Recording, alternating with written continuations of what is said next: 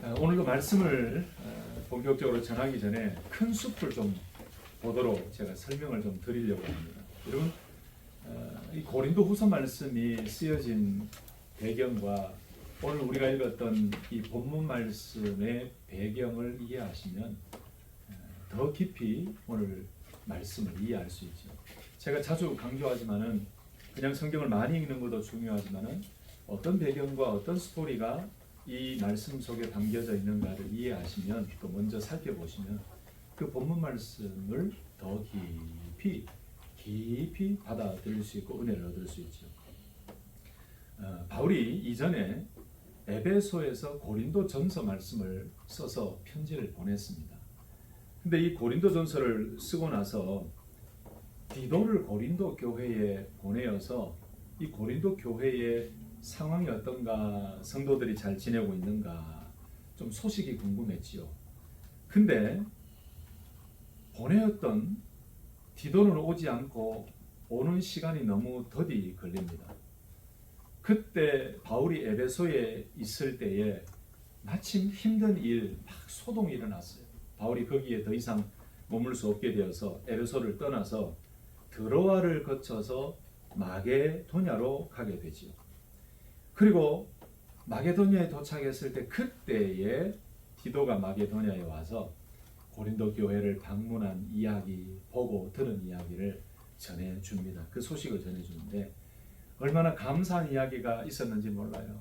이 사도 바울에게 고린도 전서 말씀을 보냈을 때에 그때의 고린도 교회에 문제가 많았잖아요. 교회 안에 분쟁이 있고 파당이 생기고 나는 아볼로파다, 나는 개바파다, 나는 그리스도파다. 교회 안에 여러 가지 문제점, 분열이 있었고 또 이 재물, 음식에 대한 문제가 있었고 그 다음에 우상 숭배라든지 음란의 문제, 이런 여러 가지 교회 안에 문제점들이 많았죠. 그래서 편지를 써서 먼저 고린도전서 말씀을 보내었을 때 많은 성도들이 회개하고 바른 진리를 받아들이고 깨닫고 주님께로 돌아왔어요. 그 이야기를 디도가 먼저 하는 거예요. 바울 선생님, 참 많은 성도들이 회개하고 돌아왔습니다. 얼마나 감사한지 모르겠습니다. 이렇게 소식을 전해요. 근데 반면에 또 좀 안타깝고 걱정이 되는 소식이 전해졌어요. 그게 뭐냐면은 고린도 교회에 거짓 교사들이 더 난리라는 거예요. 아주 거짓 교사들이 거짓 교리를 퍼뜨리고 바울이 전했던 오직 예수라는 그 복음이 아닌 다른 복음을 전하고 있어요. 여러분, 우리 갈라디아서 말씀을 주중에 지금 계속 큐티를 하고 있는데 다른 복음은 없다 그랬죠.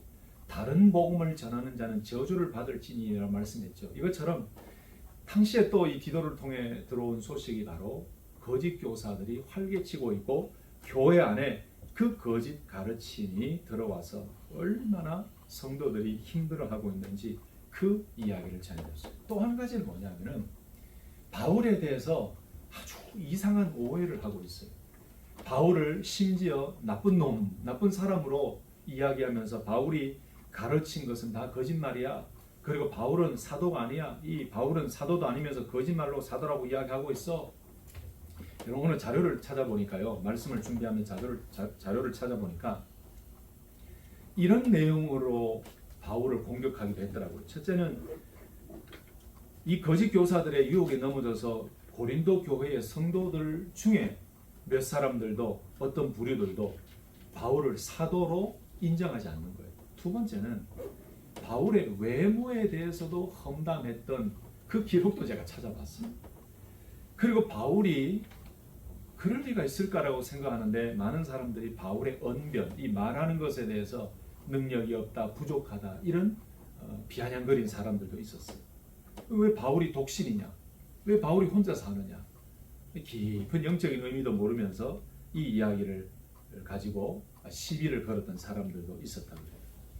그리고 바울이 박력이 없다, 약하게 보인다, 그리고 방문하겠다고 해놓고 약속을 지키지 않는다, 바울이 얼마나 어려운 상황에 있었는지도 이해하지 못하면서 그런 걸로 시비를 걸고 있어요. 그 다음에 중요한 게 뭐냐? 바울이 병에 걸렸다면서, 오늘 본문에 나오는 것처럼 바울이 질병에 걸렸다면서, 근데 낫지 않네. 근데 사도냐? 근데 하나님의 놀라운 능력을 받은 사람이냐? 라고 이야기해요. 가장 중요한 것은 오늘 본문 말씀과 연결되어서 가장 중요한 것은 바울의 사도직, 사도권, 예수님의 부활하신 그 주님을 만나고 이방인의 사도로 부름을 받아 놀라운 거룩한 이 직분을 받은 것을 인정하지 않는 부분을 들으니까 이 바울이 사실은 좀 신경이 쓰였던 거예요. 그래서 이 여러 가지 좋은 소식도 들었지만은 거짓 교사들의 잘못된 진리를 가르치고 그리고 자기 자신을 오해하고 자기 자신의 사도직에 대해서 부정하고 반대하고 고린도 교회 성도들을 미혹하고 또 유혹하고 넘어뜨리게 만드는 그런 소식을 듣고 난 이후에 고린도후서 말씀은 초반 부분과 중반 하반 부분에 보면은 바울 자신이 어떻게 사도로 부름을 받았는지 그리고 얼마나 능력 있는 사도인지를 명확하게 설명하는 그 내용이 이 고린도후서 말씀의 주 내용을 이루고 있어요. 그래서 쭉 말씀을 보시면서 오늘 우리가 읽었던 12장의 말씀은 바울이 경험한 것을 이야기하면서 바울의 사도직을 변론하는데 오늘 그 말씀을 들으면서 이 말씀 속에서 우리가 깨닫고 배울 수 있는 그 내용을 배우고 우리도 바울처럼 주님을 붙들고 더욱더 믿음으로 살아가는 그런 믿음의 용사들이 되었으면 참 좋겠습니다. 첫 번째로 바울은 참 대단한 사람이었던 것 같아요. 바울은 정말 대단한 사람이었던 것 같아요. 오직 하나님 외에는 주님 외에는 대단한 분이 없습니다. 오직 하나님 외에는 진짜 온전한 분이 없습니다. 그러나 그럼에도 우리가 이 바울 사도를 보면은 인간적인 면에서나 신앙적인 면에서나 영적인 면에서 아주 뛰어난 분이었음을 확실하게 알 수가 있죠. 현대를 사는 그리스도인들이 바울의 이름이나 바울의 사역과 삶에 대해서 좀 쉽게 말하고 쉽게 이야기하는 경우가 있잖아요. 여러분 그렇지 않나요? 우리가 성경 공부를 하거나 양육 훈련을 받을 때 또는 믿음의 교제를 나눌 때에 성경의 인물들을 이야기할 때 특히 이 바울 수천 년이 지났지만은 이 바울의 믿음과 바울의 사역, 바울 한 사람으로 인해서 신약 성경의 모든 부분이 다 우리에게 보여질 정도니까 얼마나 위대한 사람입니까? 그런데 이런 위대한 분을 놓고 우리가 너무 쉽게 이야기할 때가 있죠. 그리고 바울의 믿음이나 바울의 고난을 우리는 굉장히 가볍게 여길 때가 있습니다. 그런데 여러분 실제적으로 보십시오. 바울의 실력이나 바울이 예수님을 영접하고 난 이후에 이 사도로 부름을 받고 남은 인생을 하나님께 헌신했던 그 열정과 복음을 향한 그의 모든 것들, 심지어 여러분 보세요. 디모데후서 말씀 보면은 전제와 같이 다 부어지고 떠날 시각이 가까웠다라고 고백하면서 자기 자신의 삶을 하나님께 다 쏟아부은 삶이다라고 고백했던 것처럼 이렇게 위대한 믿음의 사람이 어디 있었습니까?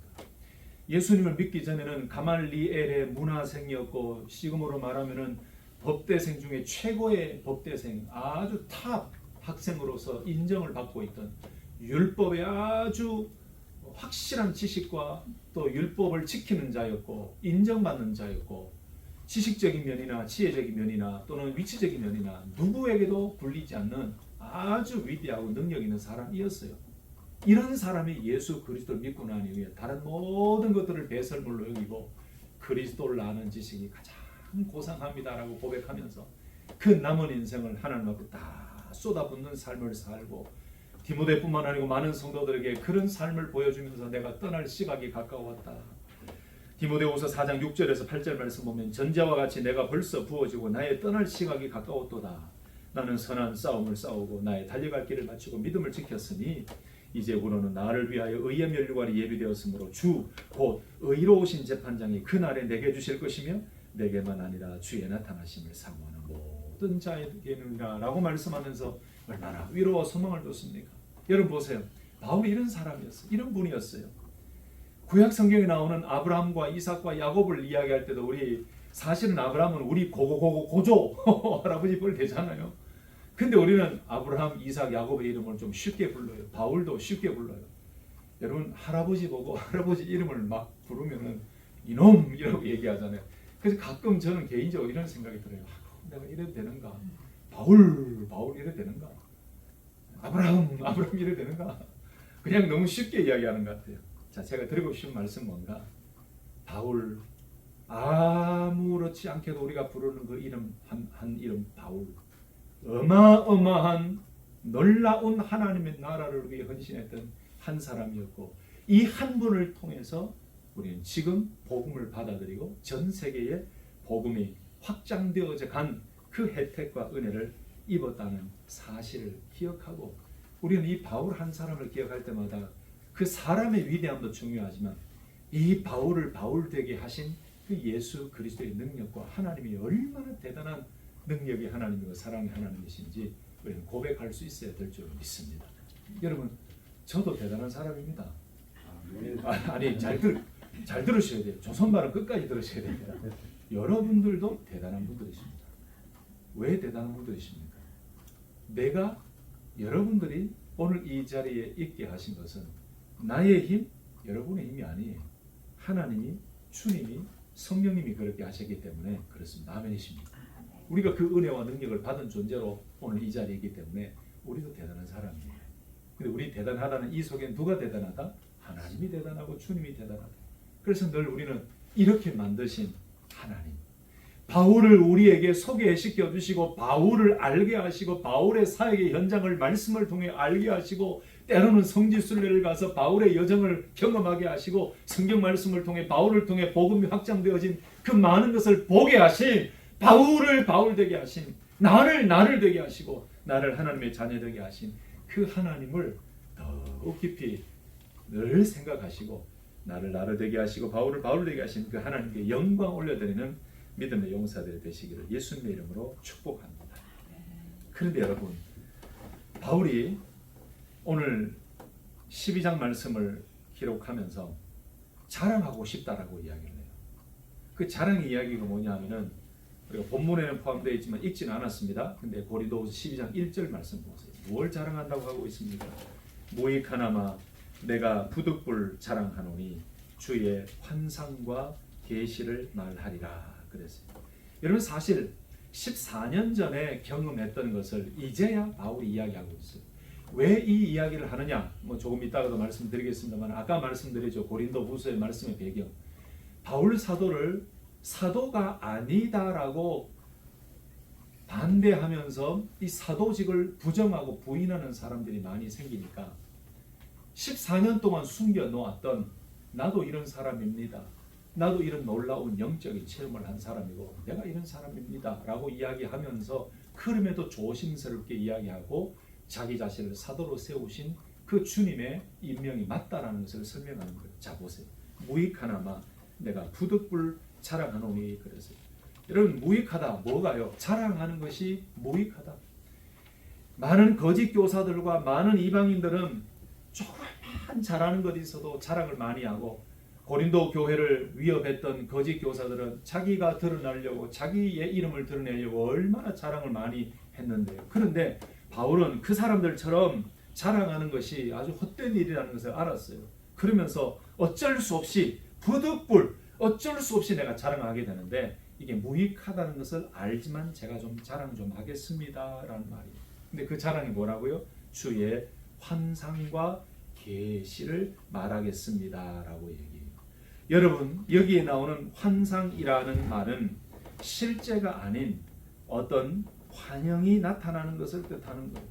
여러분, 부활의 주님을 바울이 만났지요. 그때도 이 단어가 사용되어졌어요. 바로 사도행전 26장 19절에 사용되어졌던 단어가 바로 이 말씀이에요. 환상이라는 말씀. 옵타시아스라는 말이에요. 옵타시아스. 어떤 것을 볼 수 없는, 그러나 기적에 의해서 초자연적으로 볼 때에 사용되는 것이 환상이라는 것이었어요. 바울이 14년 전에 이 깊은 환상을 경험했다는 거죠. 그리고 또 계시라는 것이 있죠. 계시라는 것은 아포칼립시스라는 단어인데 뚜껑을 열어서 속에 있는 것을 보이다. 여러분, 그래서 성경 말씀을 계시의 말씀이라고 하는 이유가 뭘까요? 하나님께서 하나님의 뜻을 밝히 열어서 보여주시는 것이 말씀이다. 그래서 계시의 말씀이라고 이야기하죠. 뚜껑을 열어서 속에 있는 것을 보여주신다. 여러분, 바로 바울은 이 주의 환상과 계시, 주께서 주신 환상과 계시를 경험을 이야기하면서 자랑 좀 하겠습니다 라고 이야기해요. 아까도 말씀드렸지만 무익하다, 이 자랑이 무익하다. 왜냐? 바울의 자랑은 바울을 대적하는 사람들이나 거짓 교사들이 늘 자랑했던 그런 것으로 비춰질까 봐 자랑하는 것이 무익하다고 느껴지지만 그럼에도 내가 오늘은 좀 자랑 좀 해야겠습니다. 무엇에 대해서? 주의 환상과 계시에 대해서 좀 자랑하겠습니다 라고 이야기해요. 참 바울은 겸손한 사람이죠. 바울은 오직 자기를 드러내지 아니하고 오직 하나님만 드러내려고 애썼던 사람이에요. 여러분, 우리가 신앙생활 하면서 뭐 조금만 좋은 일 있고 조금만 잘하면 우리 자랑 많이 하죠. 조금만 기도해서 응답 하나 받으면 그걸 자랑하고, 또 조금만 좋은 일이 생기면 우리 너무 자랑하고 자기 자신을 드러내려고 해요. 저도 그런 부분이 있어 참 가끔은 놀라고 깜짝깜짝 놀랄 때가 있고, 내가 이 정도밖에 안 되나 이런 생각이 들 때가 있는데, 근데 바울은 그러지 않았어요. 달랐습니다. 아무튼 바울은 아주 대단한 믿음의 사람이었고 오늘 부득불 자랑하게 됩니다 라고 고백해요. 자, 그런데 보세요. 6절 말씀해 보시면 바울이 이렇게 자랑을 하면서 이것이 오해가 되어지고 잘못 비춰질까봐 내가 이것을 여기에서 그만둘게, 이 자랑을 좀 스탑할게, 이렇게 얘기합니다. 6절 보세요. 내가 만일 자랑하고자 하여도 어리석은 자가 되지 아니할 것은 내가 참말을 함이라. 그러나 누가 나를 보는 바와 내게 듣는 바에 지나치게 생각할까 두려워하여 그만두노라. 여러분, 2절에서 5절까지는 바울이 본 환상에 대해서 이야기를 합니다. 쭉 얘기를 하는데, 그런데 이 모든 내용들을 여기서 그냥 마칠게요. 왜냐하면 지나칠까봐. 지나치다는 것은 그 선을 넘어갈까봐, 지나치게 생각할까봐. 많은 성도들이 바울 자신의 체험을 듣고 난 이후에 혹시 바울이 지금 이 체험을 이야기하려고 했던 목적과 다르게 오해해서, 이야, 바울도 자랑 되게 하네, 바울 정말 죄송합니다, 자랑질 정말 많이 하네, 이렇게 오해할까봐, 지나치게 생각할까봐 여기에서만 내가 멈춥니다라고 이야기해요. 참 이게 맞는 행동이고 언어고 참 바울이 지혜로운 사람이죠. 그러면 바울이 무슨 계시에 대해서, 무슨 환상에 대해서 이야기했습니까? 2절에서 5절 깊이 이야기하지 않고 말씀만 잠깐 읽고 넘어갈게요. 2절 보세요. 내가 그리스도 안에 있는 한 사람을 아노니 그는 14년 전에 셋째 하늘에 이끌려간 자라. 한 사람이 누굽니까? 자기 자신을 이야기하는 거예요. 그가 몸 안에 있었는지 몸 밖에 있었는지 나는 모르거니와 하나님은 아시느니라. 내가 이런 사람을 아노니 그가 몸 안에 있었는지 몸 밖에 있었는지 나는 모르거니와 하나님은 아시느니라. 이게 놀라운 신비한 영적인 체험이라는 거예요. 4절에 보시면 그가 낙원으로 이끌려가서 말로 표현할 수 없는 말을 들었으니 사람이 가히 이르지 못할 말이로다. 내가 이런 사람을 위하여 자랑하겠으나 나를 위하여는 악한 것들 외에 자랑하지 아니하리라. 그러면서 6절에 내가 만일 자랑하고자 하여도 어리석은 자가 되지 아니할 것은 내가 참말을 함이라. 그러나 누가 나를 보는 바와 내게 듣는 바에 지나치게 생각할까 두려워하여 그만두노라. 여기까지만 내가 이야기하겠습니다 라고 이야기해요. 저는 이 말씀을 준비하면서 우리 성도님들이 영적인 체험을 많이 할 수 있기를 예수님의 이름으로 축복합니다. 저는 우리 성도님들이 깊은 영적인 체험을 많이 하십시오. 여러분, 기독교는 말씀의 종교지만 체험의 종교입니다. 우리가 주님을 영접한 것도 체험이에요. 우리가 하루 살아가고 매일 묵상하고 기도하면서 우리가 하나님을 체험해야 돼요. 하나님을 직접 경험해야 돼요. 직접 하나님을 경험하고 체험하지 않으면, 이런 깊은 영적인 경험을 하지 않으면 우리의 신앙생활이 가벼워질 수가 있고 얕아질 수가 있어요. 그래서 저는 여러분들 가능하면 하나님께서 많은 영적인 체험의 길로 인도해 주시기를 예수님의 이름으로 축복합니다. 말로 표현할 수 없는 그 놀라운 영적인 체험들이 얼마나 많습니까? 기도할 때에 그 하나님의 능력의 손길이 나를 꼭 붙들고 계시는 그것도 체험이에요. 여러분, 혹시 지난 주간에 기도하시면서 그걸 경험하신 분 계세요? 막 염려와 불안이 있을 때 하나님 앞에 간절히 기도하는데 갑자기 하나님의 능력의 손이 나를 꼭 붙들어 주시고 안아주시고 평강을 주시는 그걸 경험하신 분 계십니까? 그게 바로 영적인 체험이에요. 말씀을 묵상하시는데 갑자기 내 가슴이 뜨거워지고 내 마음에 은혜와 평강이 밀려오고 내 마음속에 막 하나님의 그 살아계심과 말씀으로 나를 기쁘게 하시는 그 말씀의 능력을 경험하신 분 계십니까? 이게 체험이에요. 제가 한번 사역할 때에 전도하던 분이 교회에 등록하고 출석하게 되셨어요. 정말 그분의 고백에 따르면 자기는 예수의 옛자도 이야기하지 않을 정도로 죽을 때까지 교회 다닐 이유가 없다고 얘기했고 자랑했던 사람이에요. 근데 예수를 믿고 제가 섬기던 교회에 나왔어요. 항상 일찍 오셔서 앞자리에 앉으세요. 앞에서 세 번째 자리에 항상 앉으셨는데 제 아내도 같이 그 신방도 하고 그분이 옷가게를 하셨습니다. 신방도 했는데 어느 순간 그 하나님이 하신 때고 하나님이 하신 체험을 주신 거예요. 왜냐하면 여러분 하나님께서는 희한한 방법으로 하나님의 살아계심과 은혜를 체험하게 하시거든요.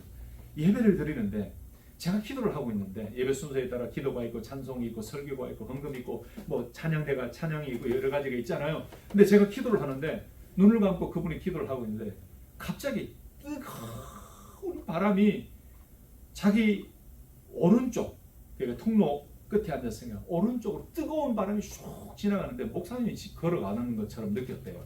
근데 갑자기 또 앉아있는 이 엉덩이 쪽에서 뜨거운 열기가 막 올라오는데 이것이 이렇게 올라오면서 머리까지, 그래서 막 기도를 그냥 듣고 있다가 목사님의 기도 소리가 이제는 한 단어 한 단어가 쏙쏙쏙 들어오면서 가슴이 뜨거워지고 몸이 뜨거워지면서 활활 타오르는 것 같아요.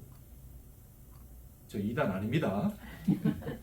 그러면서 신방을 갔더니 그 고백을 하는데, 근데 눈을 떠보니 목사님이 지나간 흔적이 없어요. 강대상에 계시고 강대상에서 기도를 하고 있었잖아요.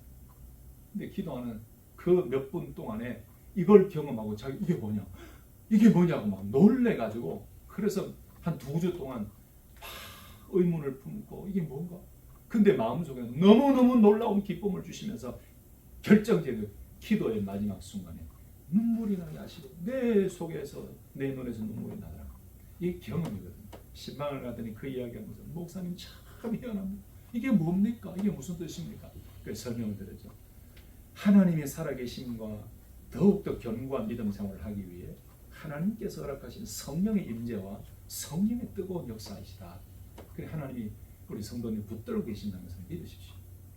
여러분, 바울이 경험했던 환상과 계시, 이것은 거짓 교사들과 당시에 많은 자기를 자랑하던 잘못된 사람들의 그 환상과 계시와는 확실히 다른 거였습니다. 사람들은 조금만 자기 자신이 잘난 것 있으면 자랑하고 누굴 따라하고 흉내 내려고 하고 얼마나 현대에 그런 사람들 많습니까? 그러나 바울은 그런 사람이 아니었고 실제적으로 오늘 2절에서 5절에 나온 것처럼 소위 말하는 삼층천이라고 하죠. 놀라운 영적인 체험을 한 거예요.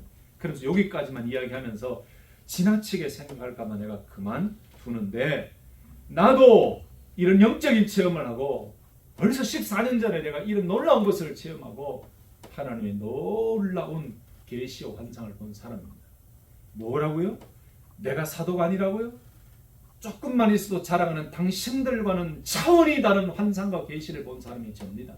그러니 저보고 더 이상 사도가 맞니 사도가 아니니 이런 이야기를 하지 마십시오 라고 하면서 먼저 자기 자신의 체험과 계시를 이야기하고 있어요. 참 대단한 분이죠. 지혜롭고 영적인 체험이 있고 실력이 있고 믿음 있는 사람입니다. 자, 그런데 이 대단한 바울에게도 힘든 점, 약한 점이 하나 있었어요. 그게 뭐냐? 병이 있었습니다. 그 병이 7절에 나오는 말씀이죠. 여러 계시를 받은 것이 지극히 크므로 너무 자만하지 않게 하시려고 내 육체의 가시 곧 사탄의 사자를 주셨으니 이는 나를 쳐서 너무 자만하지 않게 하려 하십니다. 여러분, 이런 위대한 바울에게도 약한 점, 참 연약한 부분이 있었는데 그 부분은 육체의 가시, 사탄의 사자가 있었다. 이 육체의 가시에 대해서 많은 분들이 해석을 하고 있습니다만 어떤 해석자들은 말라리아다, 간질병이다, 언어장애다, 뭐 여러 가지 이야기를 합니다. 또 어떤 학자들은 조울증이다, 편집증이다, 불안한 마음을 가지고 있는 것이다, 뭐 여러 가지. 그리고 어떤 학자들은 만성 안질이다, 뭐 이런 안과적인 병이다 얘기를 합니다. 성경이 명확하게 어떤 병이다라는 것을 이야기하고 있지는 않지만은 여기 나온 말씀을 근거해 보면 육체의 가시 그랬어요. 육신의 병이라는 거죠. 그런데 이 육신의 병을 가지고 있으면서 이 바울이 하나님 앞에 3번이나 간절히 고쳐달라고 기도했어요. 얼마나 그 고통이 심했으면은 이 내 육체의 가시 곧 사탄의 사자를 주셨다. 여러분, 이 육체의 가시 때문에, 육체의 고통 때문에 복음 증거와 복음 전파에 어려움을 느낄 정도로 심한 고통이었던 것 같아요. 그러니 사탄이 방해하는 것처럼 느낄 정도로 사탄의 사자를 주셨다라고 표현했죠. 그만큼 바울에게는 고통스러운 병이었어요.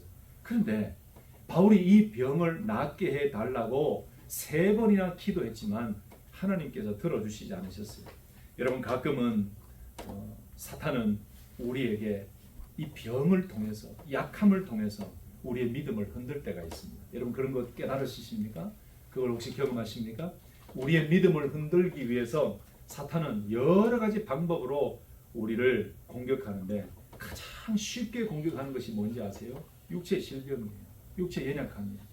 육신의 병을 통해서 자꾸 하나님을 부정하게 만들고 하나님의 은혜와 사랑과 기도의 응답에 약해지게 만들어요. 하나님과 자꾸 멀어지게 만들어요. 그리고 우리의 감정을 통해서 생각을 통해서 사탄은 우리를 자꾸 넘어지게 만들어요. 그리고 가장 가까운 사람을 통해서 우리는 시험에 들게 만들고 하나님을 떠나게 만들어요. 배우자 사이의 관계라든지 자녀와 부모의 관계라든지 친한 믿음의 성도들과의 관계라든지 사단은 조금만 빈틈이 있어도 그 틈을 노려서 우리의 믿음 생활을 방해하고 항상 넘어지고 낙담하게 만들어요. 성도 여러분, 사탄의 공격과 유혹에 넘어지지 마시고 항상 깨어서 근신하며 늘 믿음으로 승리하시기를 예수님의 이름으로 축복합니다. 어떻게 보면 이 육체의 가시가 바울에게는 사탄의 사자예요. 이 육체의 고통, 이 육체의 가시가 얼마나 힘들었으면 이런 표현을 썼을까요? 아까도 말씀드렸죠. 베드로전서 5장 8절 말씀에 근신하라 깨어라 너희 대적 마귀가 오는 사자같이 두루 다니며 삼킬 자를 찾나니 에베소서 4장 26절 27절에 분을 내어도 죄를 잊지 말며 해가 지도록 분을 품지 말고 마귀가 틈을 타지 못하게 하라. 그렇기 때문에 우리는 늘 여러 가지 유혹과 마귀의 대적과 공격 속에서 우리의 미약함, 연약함을 보여서는 안 됩니다.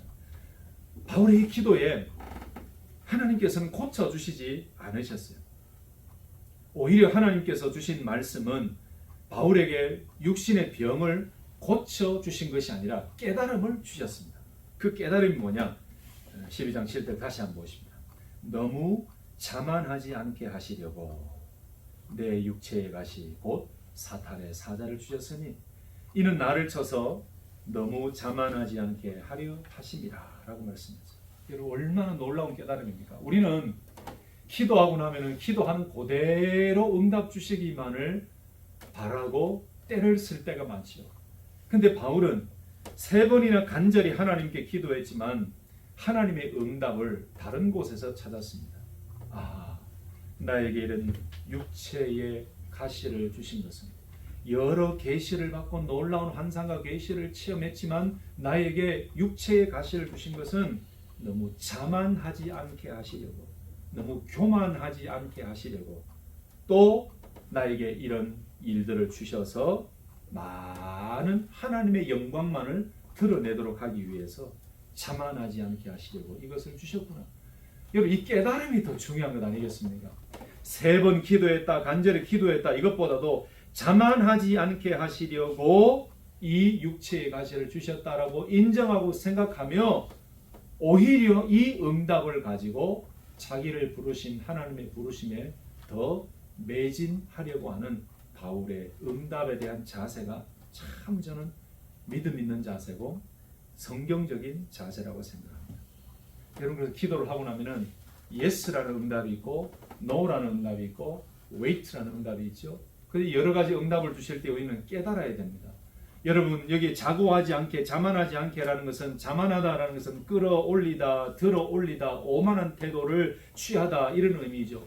그러니 이 위대하고 대단한 사람 환상과 계시를 경험한 데다가 3번 기도했더니 육체의 가시를 낫게 해주셨다. 여러분 여기까지 되었다 그러면은 얼마나 바울이 진짜 이만큼 오만한 태도를 취하면서 교만한 자가 됐을까요? 그걸 바울이 깨달았다는 거예요. 아하, 내가 교만하지 않도록 자만하지 않도록 하나님께서 나에게 이런 가시를 주셨구나. 자, 그러면서 가장 명확한 더 중요한 오늘 말씀의 핵심이 되고 마지막 부분에는 또 한 가지의 깨달음을 오늘 바울이 깨닫고 고백하고 있는데 그것이 9절에 나오는 말씀입니다. 9절 말씀 다시 보십시다.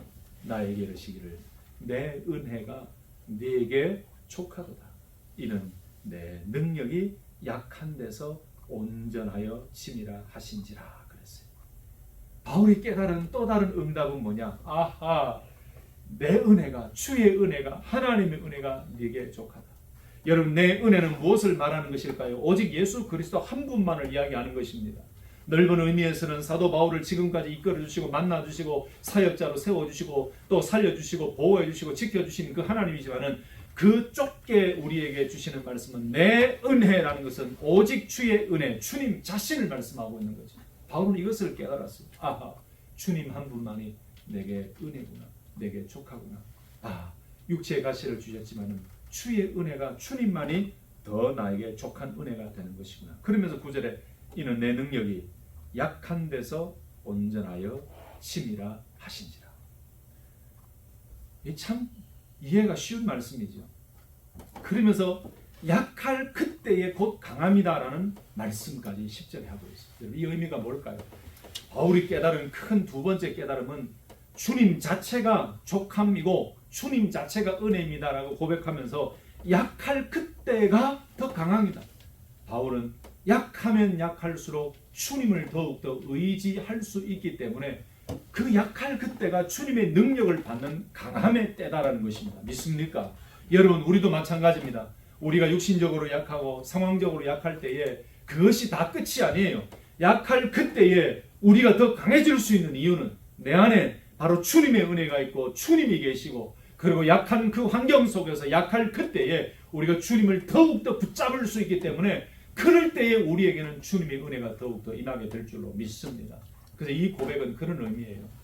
약할 그때에 꼭 강함이라는 말씀은 바울이 약하면 약할수록 주님을 더 의지하고 주님을 더 붙잡을 수 있기 때문에, 그리고 그렇게 주님을 의지하고 붙잡을 때에 주의 은혜가 자기에게 더욱더 강하게 강력하게 임하기 때문에 오히려 약할 때가 주의 은혜를 더 깊이 경험하는 때입니다 라고 고백하면서 오늘 이 12장 1절에서 10절의 말씀을 마무리하고 있는 거죠. 말씀을 정리하겠습니다. 여러분들은 무엇을 자랑하고 싶으십니까? 여러분들은 약할 때에 무엇을 먼저 생각하십니까? 오늘 바울의 이 환상과 계시의 체험을 많은 자기 자신을 사도라고 인정하지 않는 자들에게 보여주면서 하나님 주신 주의 환상과 계시를 이야기하면서 그럼에도 불구하고 자랑하지 아니하고 지나치게 잘못 생각할까 봐 여기에서 멈추며 그만두었던 바울의 지혜로운 그 모습, 그럼에도 불구하고 자기 육체의 가시를 가지고 3번이나 간구했지만 그것을 낫게 해주시는 하나님을 기대하며 원망하지 아니하고 오히려 그 기도를 통해 주의 뜻을 깨닫고 온전해지는 방법이 무엇인지, 그리고 약할 그때가 강합니다는 이 고백을 하게 되었던 바울의 신실한 기도에 대한 믿음의 고백, 이 고백과 이 신실한 믿음의 모습이 우리에게도 있어야 될 줄로 믿습니다. 사랑하는 성도 여러분, 어떤 환경이 있든지 오늘 바울처럼 약한 그때가 오히려 주님을 더욱더 붙잡을 수 있고 붙잡을 때에 주의 은혜와 주의 강함과 주의 능력이 우리 가운데 더 강하게 임할 줄 믿고 그때마다 주님을 바라보는 믿음의 용사들이 되시기를 예수님의 이름으로 축복합니다. 우리가 약할 때가 얼마나 많습니까? 육신적으로 약하고 환경적으로 약하고 믿음적으로 약하고 의지적으로 약하고 염려와 불안과 공부 때문에 우리의 마음과 우리의 믿음이 흔들거리고 참 걱정이 많을 때가 있죠. 그럴 때, 약할 때, 우리의 연약함이 너무나 커 보일 때, 그때 우리가 해야 될 일은 바울처럼 하나님을, 주님을 바라보고 그 주님의 강한 은혜와 응답을 더 사모하는 그 믿음이 필요하고, 그때에 우리를 강하게 만들어주시는 하나님의 은혜가 임한다는 것을 기억하시고, 오늘 바울의 고백이 우리의 고백, 나의 고백, 우리 모든 가족들의 고백이 되시기를 예수님의 이름으로 축복합니다.